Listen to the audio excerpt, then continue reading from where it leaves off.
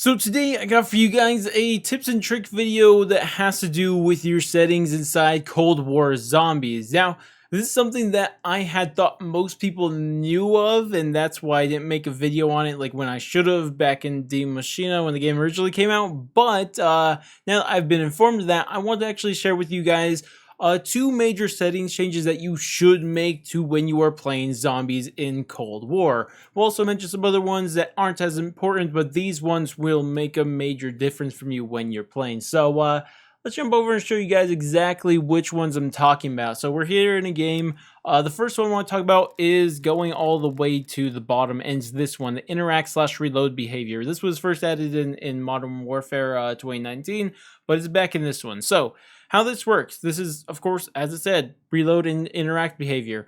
If you leave a default, it's going to be tap to reload, and that means it's going to be tap to reload like you're used to, but then you have to hold to interact with things. So you have to hold to buy a door, you have to hold to spin the mystery box, hold to buy ammo, and all that stuff.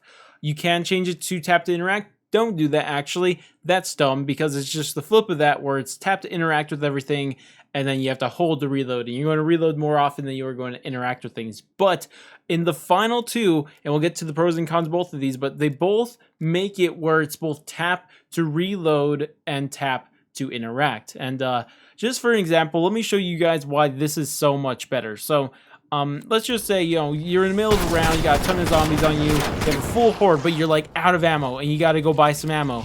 If you do this, you have to go, stop, and then you have to hold to buy it, which is like, it's not that big of a deal when you have like 4 walkers on round 4, right? But like, I mean, compared, just imagine you have a full horde behind you, and look how fast I can buy ammo. Look at this. I just go. Okay, I missed it, but get this. Okay, that takes a while. Okay, regardless, I can show you different examples. So we see this door, right? Okay, let's go back to the old one. Tap to reload. Look how long that took. You have to hold it. You have to hold the entire thing. Swap back over. Do this. Yeah. Boom, instant. See, it's just faster, it's more convenient, and it's just an overall better thing. You just buy everything faster, you just do everything faster, you buy ammo faster, you have to stand and hold for a second. I'm gonna try doing this while I get this right. So, yeah, I mean, it takes a little bit for that thing to pop up, and for some reason, all but one zombie bled out, or they're turning the sprinklers, who knows what reason, but regardless, that's why you should use that. But the question becomes, which one do you use between prioritize interact and prioritize reload? So at first you would think it's prioritize reload, because like what if you need to reload, especially while you're camping? This is entirely true. I run into this problem a ton when I'm camping, but when you have it prioritize interact, for some reason, or I'll actually just show you guys it. Actually, let's just buy a stim shot. Okay, so what happens, and normally you won't run into this problem if you're just like playing normally, because like, if you're walking around and you try to reload and you accidentally swap instead, like, just move and then reload, not that big of a deal.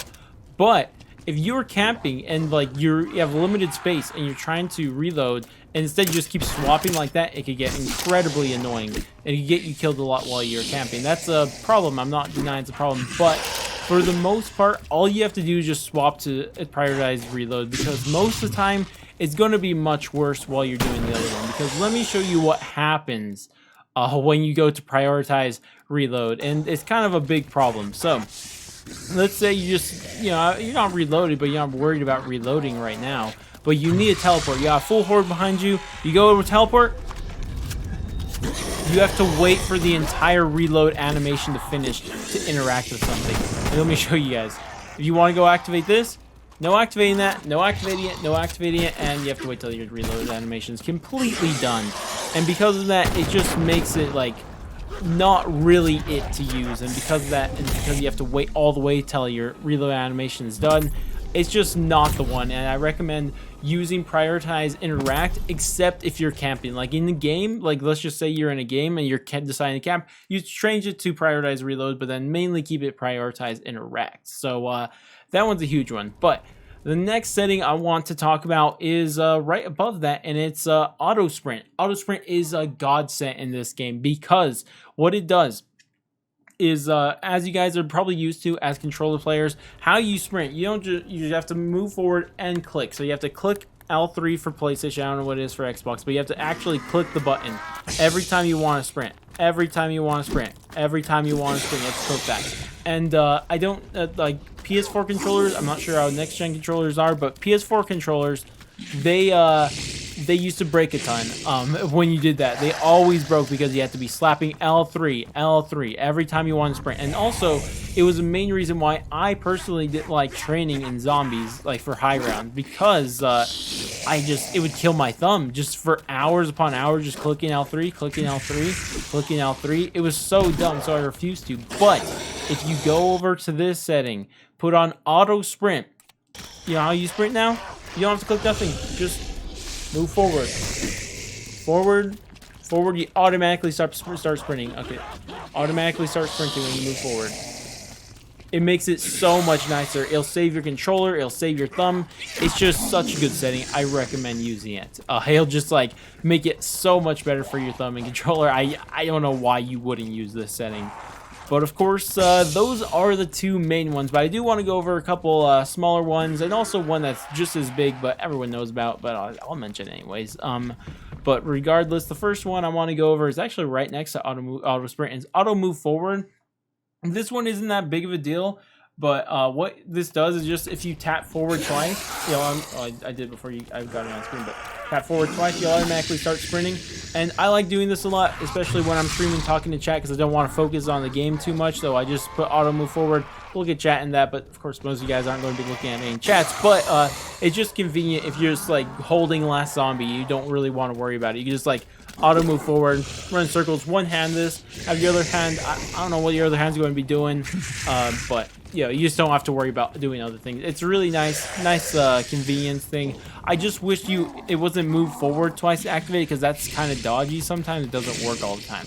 But regardless, the last two settings I want to mention is this thing, and this is such a small thing, but I hate when I see people using it. It grosses me out. But it is the horizontal compass, because by default it's on, and as you see on top of my screen, it's on, and people actually have that on.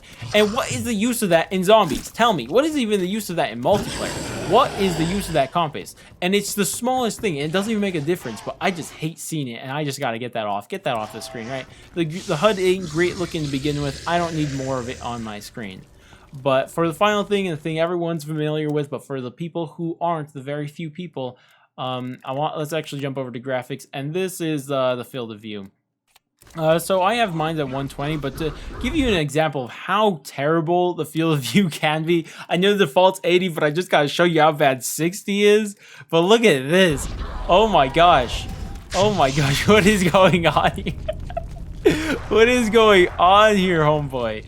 Oh no, everything seems so big, so far away. Like, just look at that, and swap back. Let's swap back. I use 120. You don't have to use 120, but I love 120. It just lets me see the most. And look at that. Look how much more room we can see. It'll just see so much more. So, regardless, that's about it for this video. Hopefully I didn't make it too long here. I probably could have just made it faster just by telling you the thing without showing you what they do. But I think the visual example is pretty good and worth it, maybe. Hopefully you guys agree with me there. But regardless, that's about it for me. No hands on the controller, got auto move forward sprinting. Of course, I still gotta change my look, but regardless, if you guys did enjoy this video and you found it useful, wait, let's jump over to the just face, get the gameplay off. If you guys did enjoy this video and you found it useful, then definitely do all the normal YouTube stuff, like, subscribe, bell, share, and all that great stuff. But I'm going to go, and I'll catch you guys next stream, video, over the heck it may be, and laters, guys.